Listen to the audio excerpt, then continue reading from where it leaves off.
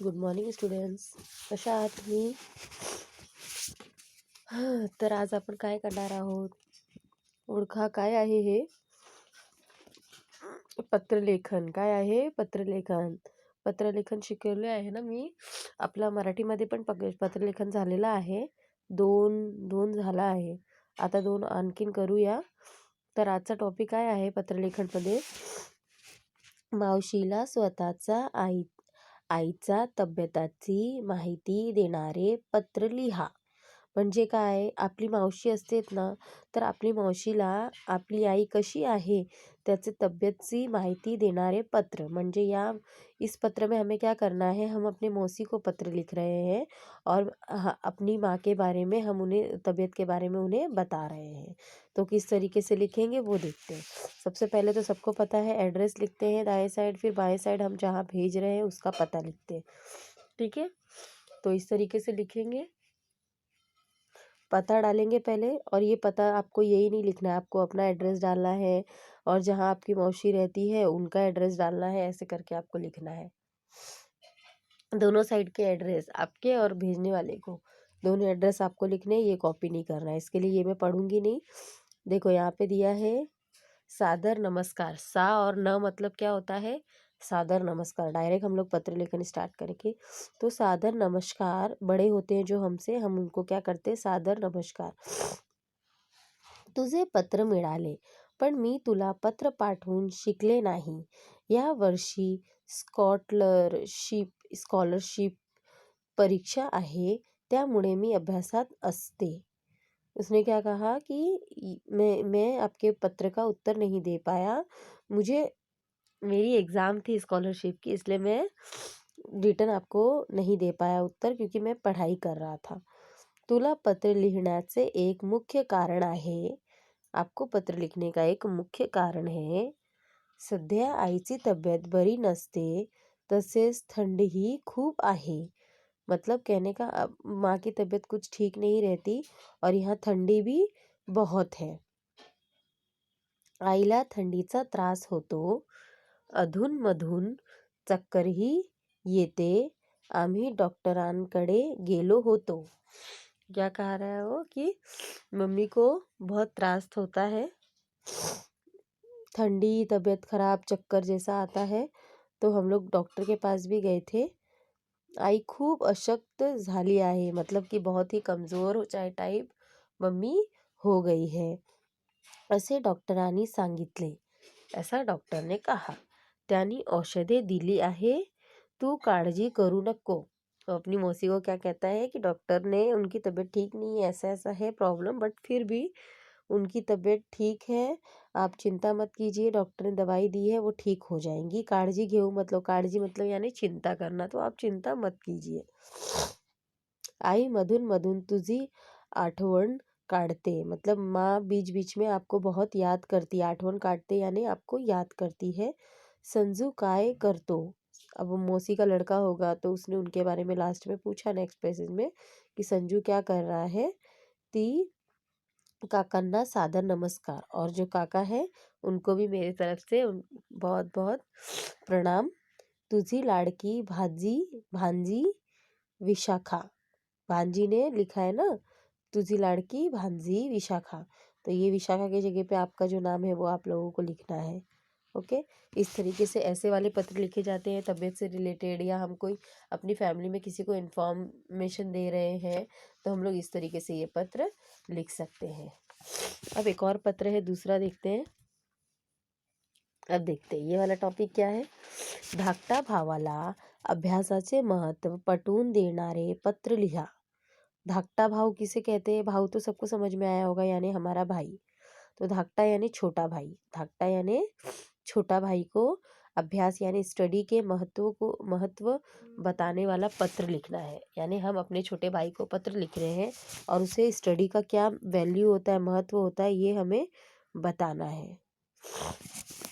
ठीक है.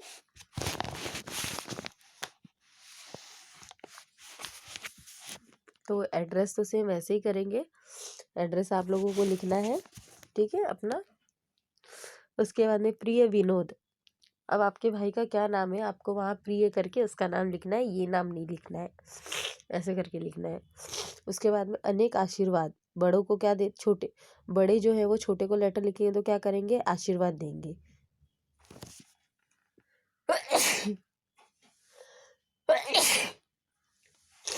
सॉरी।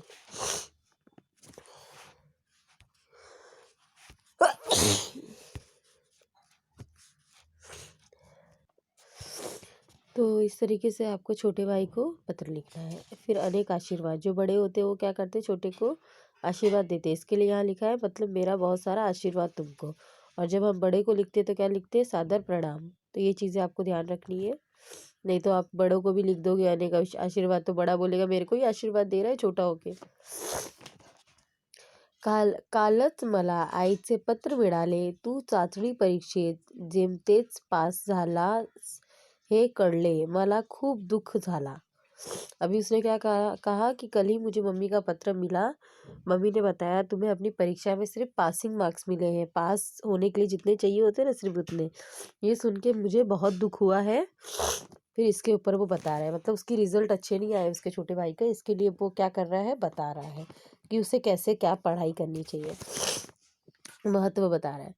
विनोद, यहाँ पे आपको अपने भाई का नाम लिखना है। खरे म्हणजे तू हुशार आहेस। देखो एप्रिशिएट करते बच्चों को हमेशा हम लोग, कभी डिमोटिवेट नहीं करते। तो वो क्या कहता है, तू बहुत होशियार हो तुम, तुझी स्मरण शक्ति चांगली आहे। मतलब जो बच्चों को याद करने की क्षमता होती है, लर्न करने की, वो उसकी बहुत अच्छी है।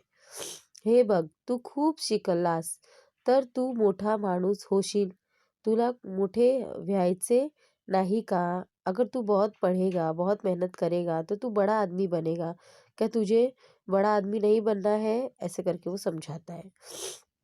इकडीच शाळा खूप चांगली आहे, यहाँ की भी शाला, यहाँ की भी स्कूल बहुत अच्छी है। येथे अभ्यासाकडे विशेष लक्ष देतात। यहाँ भी जो पढ़ाई के लिए है बहुत ध्यान देते हैं। खेळांकडे ही लक्ष देतात, जो खेल कूद होता है उसके इधर भी लक्ष्य मतलब ध्यान दिया जाता है। वेगवेगळ्या प्रकाराचा सहली काढतात, अलग अलग प्रकार के सहली, यानी कभी हम लोग पिकनिक जाते हैं, कभी स्पोर्ट्स होता है, तो अलग अलग प्रकार के भ्रमण कराने के लिए हमें लेके जाते हैं। किती आनंद मिळतो इथे, बहुत ही मज़ा आता है यहाँ। तुला या शाळेत यायचं आहे ना, तुमको इस स्कूल में आना है ना पढ़ने के लिए, तर मग तुला खूप गुण मिळवावेच लागतील। तो इसके लिए इस स्कूल में अगर तुम्हें आना है तो तुम्हारे अंदर बहुत सारी गुण यानी कैपेबिलिटी होनी चाहिए। गेल्या आठवड्यात आम्हाला इथे ओरोगामी शिकवली। यहाँ पे हमें क्या सिखाया, ओरोगामी सिखाया गया है। अगले महीने में कागजाच्या घड्या करायचा आणि त्यातून वेगवेगळ्या प्राणी करायचे। मतलब कागज़ का घड़ी बनाने का, फिर अलग अलग प्राणी बनाने का, इस तरीके की एक्टिविटीज़ उन लोगों को कराई गई। वो अपने स्कूल का एक्सपीरियंस अपने भाई को बता रहा है ताकि उसके पढ़ने की इच्छा जागे और वो अच्छे से पढ़ाई करे और भाई के साथ आए। मी दिवाळी घरी येईन तेव्हा तुलाही शिकवीन। मैं दिवाली के टाइम जब घर आऊँगा तो तुमको भी सिखाऊंगा, पण तोपर्यंत तू खूप अभ्यास करायला हवा। तब तक लेकिन तुम्हें बहुत ही अभ्यास करना है।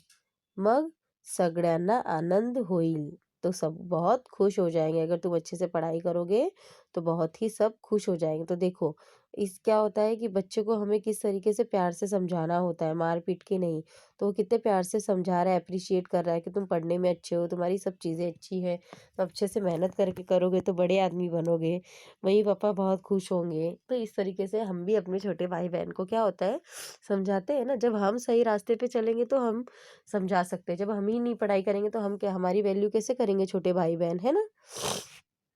तो इस तरीके से हम ये लेटर, इस टाइप के लेटर लिख सकते हैं अपना। इसमें या तो आप अपने छोटे भाई को लिखो या छोटी बहन को लिखो, तो इस तरीके के इसमें लिख सकते हैं। फिर बाद में है नीचे, चिरंजीत बाबा व चीसो आईला सादर नमस्कार, मतलब सादर पापा और माँ को सादर नमस्कार लास्ट में, कि पापा मम्मी को मेरी तरफ से नमस्कार कहना। तुझा लाड़की ताई सविता, तो ये किसने, बहन ने लिखा है कि ये एक्चुअली ये बहन ने लिखा है, मैं भाई के थॉट में समझा रही थी, तो कोई बात नहीं है।